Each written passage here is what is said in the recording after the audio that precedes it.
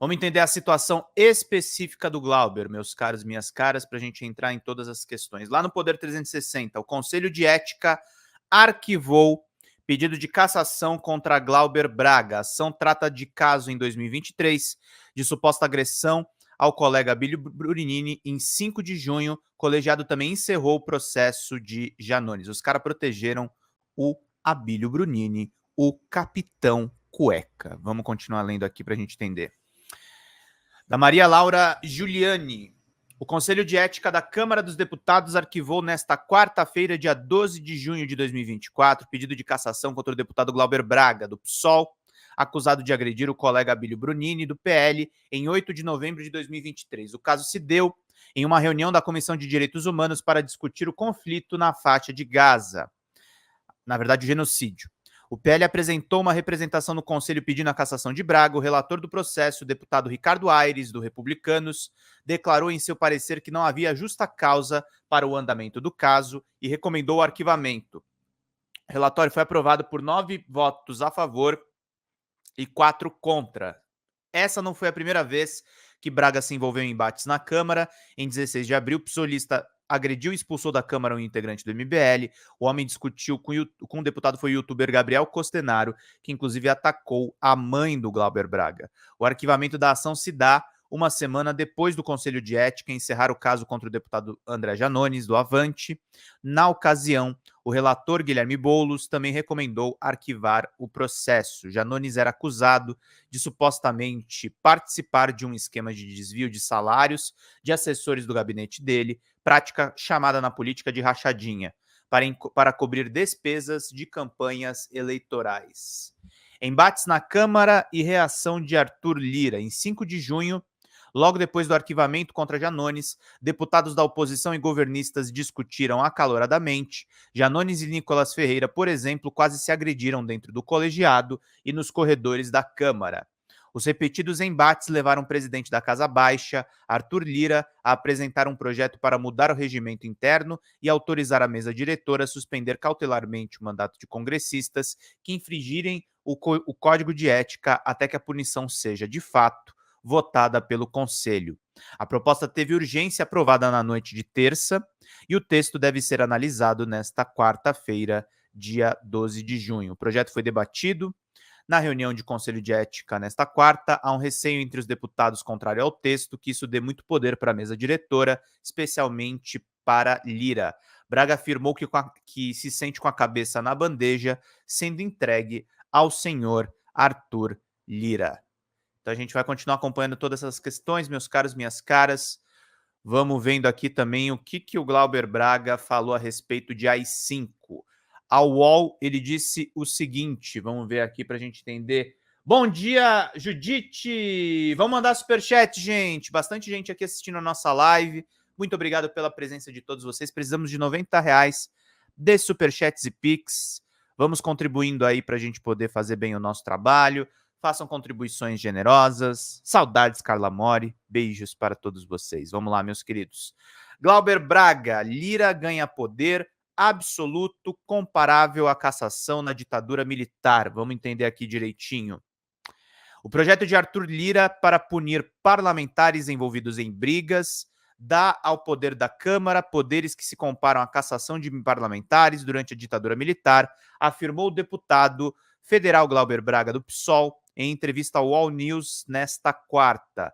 Ontem, a Câmara dos Deputados aprovou a urgência de um projeto de resolução interna que altera o regimento interno da Casa. Braga chamou a proposta de AI-5 do Lira. Se eu falar algo que o Lira considere ofensivo e quebra de decoro, se essa proposta for aprovada, ele pode reunir a mesa diretora da Câmara e me afastar de maneira cautelar. Durante esse período, eu ficarei impedido de estar nos espaços da Câmara, depois serei chamado ao Conselho de Ética, só para ele dizer se referendo ou não à posição do presidente da Câmara. Isso não é direito à defesa. Deixa eu ver aqui só para a gente poder acompanhar, meus queridos e queridas.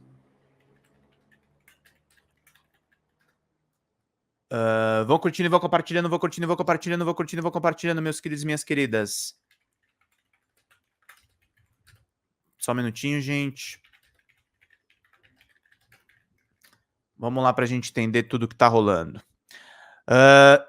Ele chama uma proposta de AI-5 do Lira. Se eu falar algo que o Lira considera ofensivo e quebra de decoro, se essa proposta for aprovada, ele pode reunir a mesa de diretora da Câmara e me afastar de maneira cautelar. Vocês percebem que ele falou mais ou menos a mesma coisa para mim lá no DCM, né? Durante esse período, eu ficarei impedido de estar nos espaços da Câmara. Depois serei chamado ao Conselho de Ética, só para ele dizer se referendo ou não à posição do presidente da Câmara. Isso não é direito de defesa.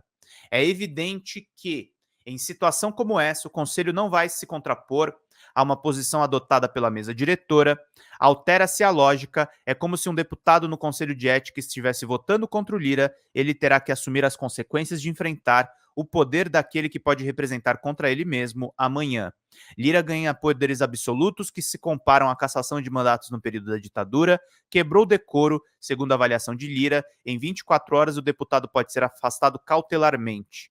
Evidentemente, agora eu sou um alvo preferencial do afastamento cautelar. Alguém tem dúvida a respeito disso? Quem for deputado de esquerda e estiver embarcado nessa linha está fazendo um papel de inocente. Ter a inocência com Arthur Lira, pelo amor de Deus.